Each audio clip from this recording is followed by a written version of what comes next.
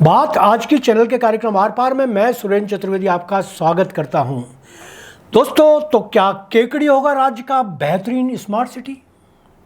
आधुनिक railway station, शानदार ring road, हर मूलभूत सुविधाएं और भी बहुत कुछ। क्या केकड़ी नरेश गौतम ऋषि बना पाएंगे एक नया केकड़ी? स्मार्ट सिटी अजमेर पर जितना बजट खर्च हुआ उतना अगर वास्तव में हो जाता तो अजमेर की काया पलट ही हो जाती। मगर आज मैं अजमेर की नहीं, केकड़ी शहर की बात कर रहा हूँ। मेरे केकड़ी की इसलिए कि मेरे जिस्म जान में केकड़ी की मिट्टी और हवा पानी सांस लेती है। केकड़ी कभी स्मार्ट सिटी बन जाए, यह सपना मेरी आंखों में 50 साल से करवटें बदल रहा है। यह सपना बहुत जल्दी पूरा होने वाला है। अजमेर से बेहतर मूलभूत सुख सुविधाओं से युक्त केकड़ी के लिए मुख्यमंत्री भजन लाल ने अपने सरकारी खजाने को पूरी तरह खोलने के संकेत दे दिए हैं। उनसे हुई बात पर यकीन करते हुए बता रहा हूं कि केकड़ी में अब 34 किलोमीटर 4 लेन रिंग रोड बनाई जानी प्रस्तावित है। योजना की मंजूरी मिल गई है। बजट में 2 हिस्सों में खर्च कराने का प्रावधान रखा गया है। पहले हिस्से में 600 करोड़ के टेंडर अतिशीघ्र होने वाले हैं। दूसरी किस्त भी लगभग इतनी ही होगी। राजधानी जयपुर सहित किसी भी जिले में अब तक 4 लेन चौड़ी रिंग, इतनी चौड़ी रिंग नहीं बनी है। आगामी 22 तारीख को मुख्यमंत्री भजन लाल केकड़ी आ रहे हैं। यहाँ प्रसंगवश बता दूं कि केकड़ी नरेश गौतम ऋषि का 22 जुलाई को अवतरण दिवस है। पिछली बार भी उनके जन्मदिन पर मुख्यमंत्री भजन लाल केकड़ी आए थे।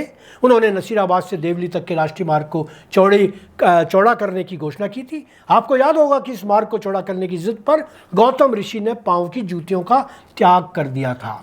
लंबे समय तक वह अपने संकल्प को धारण किए नंगे पांव सत्ता के गलियारों में लहूलुहान होते रहे।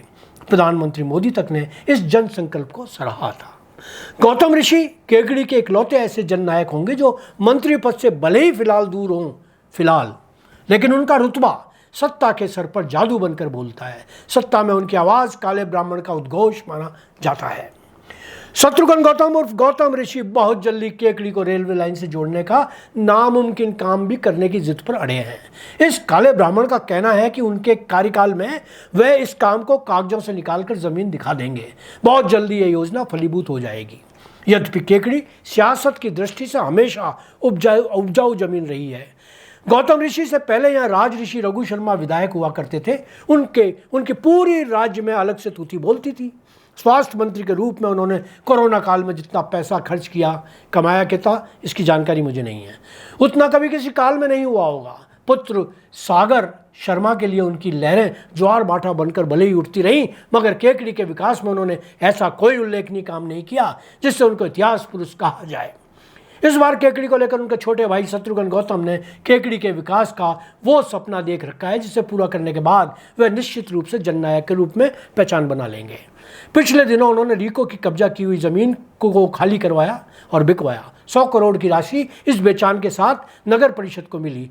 एक और मामला अभी पाइपलाइन में है जो पूरा होने पर केकड़ी नगर परिषद को इतना ही बजट अतिरिक्त रूप से मिल जाएगा। इतनी राशि से केकड़ी को लगभग सभी मूलभूत नागरिक सुविधाओं का लाभ मिल जाएगा। शानदार चौड़ी सड़कें, हरे भरे घने वृक्ष, शानदार सफाई, हर गली में पक्की नालियां, गंदगी के निकास की सुलभ सुविधा, देखने दिखाने लायक बस स्टैंड, आधुनिक रेलवे स्टेशन, पोललेस लाइटिंग सिस्टम, जिला अस्पताल को बदहाली से मुक्ति, बेहतर सरकारी दफ्तर। ये सब सपने मैं देख रहा हूँ, आप भी देख सकते हैं। सपने देखने में भला आपको और मेरा जाता क्या है?